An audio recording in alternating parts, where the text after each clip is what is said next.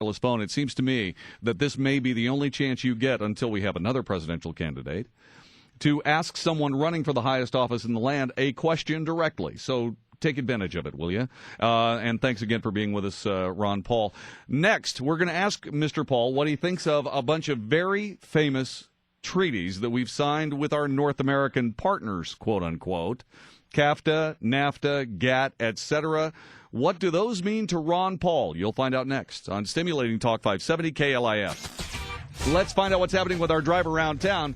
Brought to you by... The final Harry Potter book is on the way. Hey, Kevin Wall in for Jeff Bolton. Why did author Nancy Brown ban Harry Potter books from her home? She'll tell you Thursday morning at 7:05. Up next, let's get back to John David Wells on Stimulating Talk 570 KLIF. Boy, have we got a lot to talk about. Not much time to get it done. We are talking with Ron Paul, presidential candidate.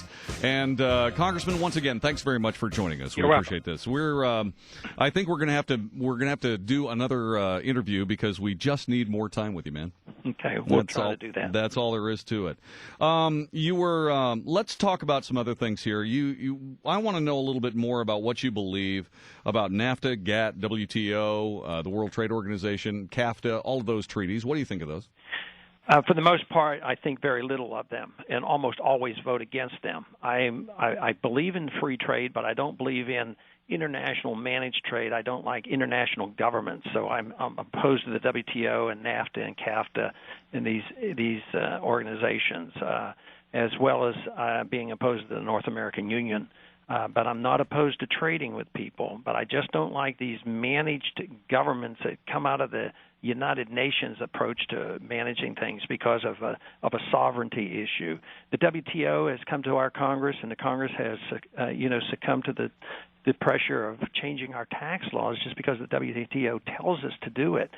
And in many ways, some of these agreements literally end up amending our Constitution because they come in and they take away some of the authority that we have in the Congress, and even state laws. They interfere with state laws as well as federal laws, so I'm opposed to that approach. All right. Let me move on to something else here. Let's talk a little bit about life and liberty. You have a very strong anti-abortion stance. Tell us about it. Right. If you can't defend life, you can't defend liberty. If I'm a strict civil libertarian that believes that your individual right to do what you want with your life is to be protected, doesn't mean much if I don't protect life to begin with. So I believe that it's an act of aggression to come in and actually kill a fetus, and people get paid for this. So I see that it's impossible to really defend liberty without protecting life. What would you do in the case you're an obstetrician? What would you do in the case of a hydrocephalus baby that was terminal? Had gone full term. Would you say that a cesarean section would be the way to go, or would you think of another approach? Well, if hydrocephalus is very difficult to deliver, and if you can't deliver it, yes, it would be delivered by cesarean section. Okay, so the baby would not be alive and not be viable, and you would still do a cesarean section. That's your professional opinion. Well, that's what happens most of the time. If the baby is if the baby has died, there might be other alternatives. But what? Well, extraction, total destruction of the fetus, and isn't that horrible, evil, partial birth abortion thing that you? Well, I thought you said after the baby had died. Right. No, if the baby's alive, though, the option then would be to remove it by cesarean section. Okay, I'm sorry about getting clinical with you on that, but I did want to get that. I wanted to get your opinion on that. And with that, let's go to some other conversation with other folks who want to join us here on the Wells Report. Cullen, thanks very much for joining us in Plano. What's your question for Ron Paul? Well, how do we make the NAFTA superhighway a security and prosperity partnership, which is going to lead to the NAU, go away? That's a great question. Well, I think we do need a president that is determined to do that, because this is done not even without legislation. This is done by an agreement by the president of Mexico, United States, and Canada.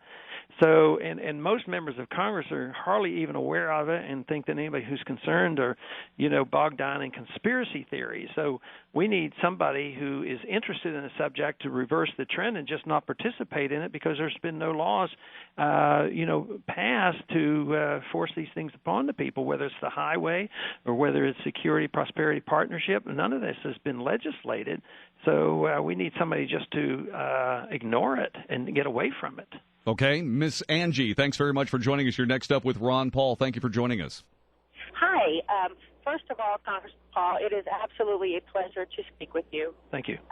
Second, I would like to know what your stance is on the federal income tax and the Federal Reserve. I think that's a wonderful question as well. Good questions today. Right. Go ahead. I'm in the camp that says the income tax is totally unnecessary if we had the proper size government. So I want to get rid of the income tax and repeal the 16th Amendment and accordingly reduce the size and scope of government so that we don't need to replace it with any other taxation. There's a form of taxation called the inflation tax. When they come up short, they just print the money and dilute the value of the money, which is an evil way of paying the bills. So I want to eliminate that system of money, which means that you have to challenge the Federal Reserve System and abolish the Federal Reserve System in order to come back to the point where we have sound money, where politicians aren't permitted to print money and create money out of thin air. So you would have the government overseeing the currency? Well, you'd have it would be overseen in a very mild manner. The proper. What is being done in the country? What is being done by the federal government from a standpoint of regulation in a mild manner?